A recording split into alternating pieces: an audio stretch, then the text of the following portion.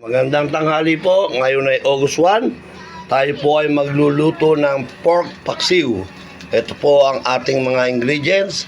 Ang ating pork, ang ating sibuyas, ang ating bawang, ang suka, toyo, patis, at ang puso ng saging. Yan po. At yan po ang ating mga seasoning. Ngayon po ay bibigyan na natin ang camera sa aking asawa para po ayun, may nagbibideo pang isang bata. O, mabidyohan po tayo. Ngayon po, ilalagay na po natin ang ating sibuyas. Yan. Igisa na po natin ang ating sibuyas. Oh.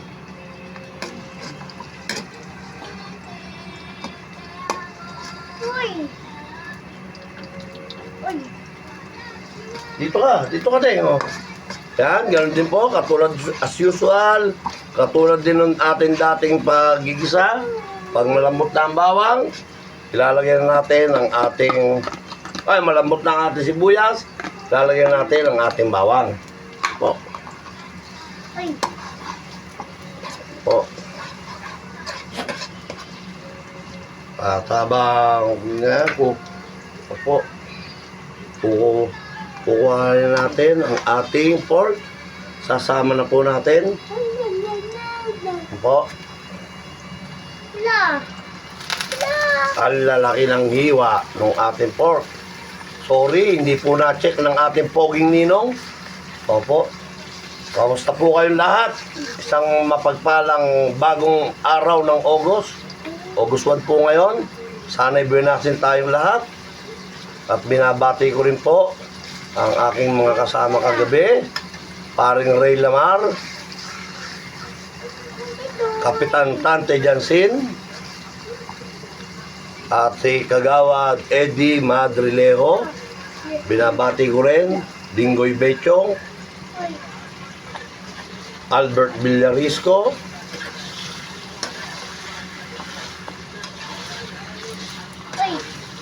Rogelio Rason,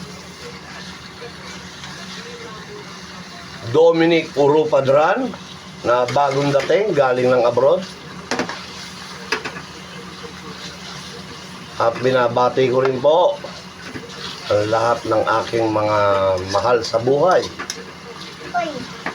Mga holy family dyan. Please like and subscribe naman po. Baka wala pa po kayo. Ayan po. Ayan. Gigisa-gisa po natin. Ayan. Ngayon maglalagay tayo ng patis habang ginigisa natin. Yan po natin ang patis. Yan. Tapos mamaya lalagyan natin yan ng palambot. Po, ginigisa po natin. Medyo iba na yung kulay ng baboy natin. Nagbabrown na. Pwede na po natin siya lagyan ng ating Sprite. Yan, ininom ng apo ko. Yan. Papalambutin po natin siya sa Sprite. Yan. Oh, iinom pa yung aking apo. Oh, inom Sprite. Oh. Oh, yan. Tapos, lagyan din natin ng konting water. At pagkatapos, iiwanan po natin yan. Tatakban po natin yan. Hayaan po natin siyang kumulo. Pero ngayon, ilalagay na natin ang ating mga paminta. Lagyan natin yung ating paminta para manok na yung mga ano yan. Teka lang po, baka may stapler, may free ha.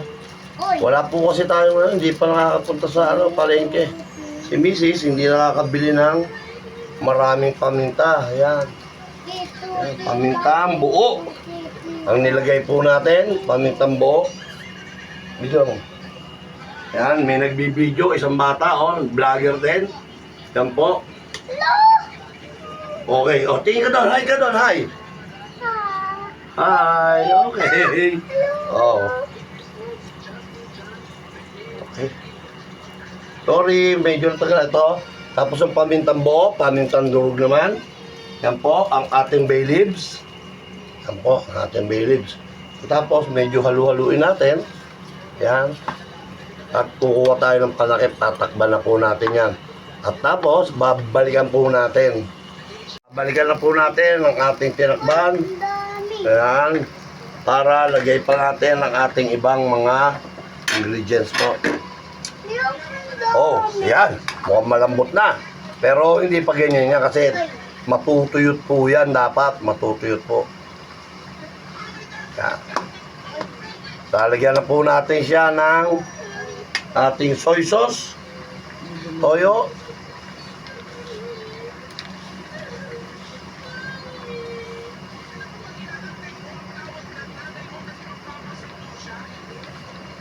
ayan po.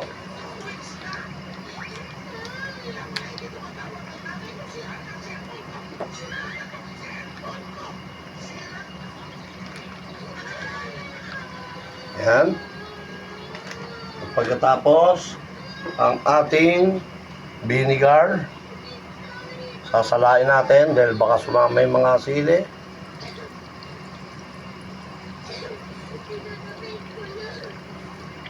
Okay. Baka umasim masyado. At ngayon, ang ating sugar. Yan po, lalagyan na po natin yan ng mga 3 kutsarang sukal. Yan po. Ngayon, ang ating walang pang gupit ating pork cubes.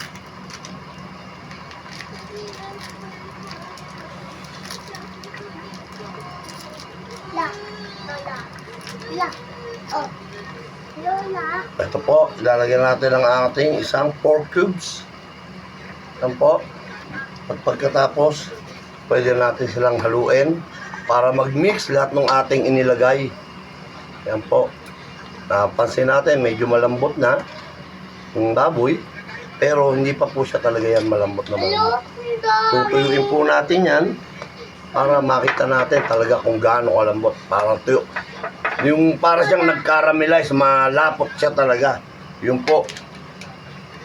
At nga maya pa, bandang ulit, saka natin po ilalagay ang ating puso ng saging.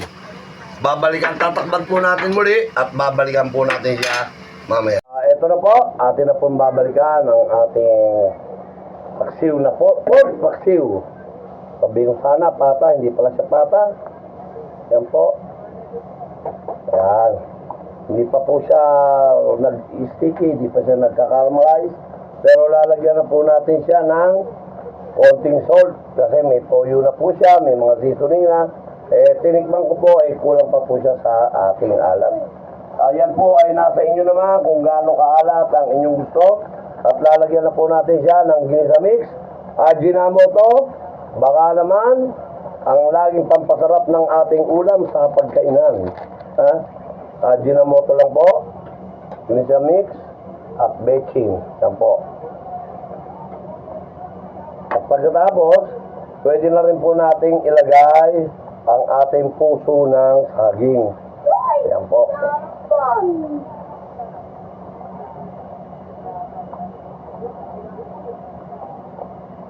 Ahang.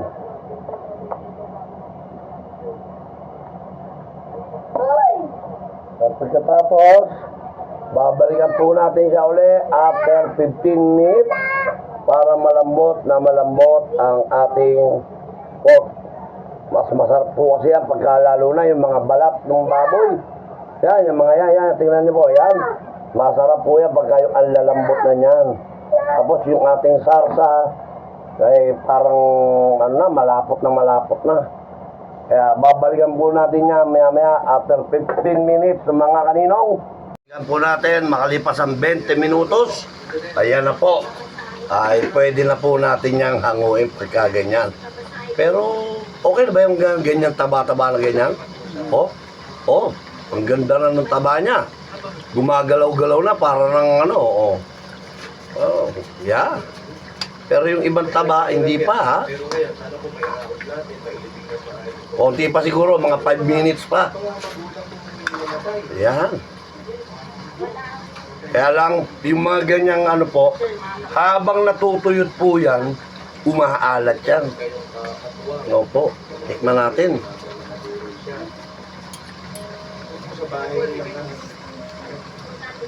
Okay, nag-aagaw ang asim, alat at tamis.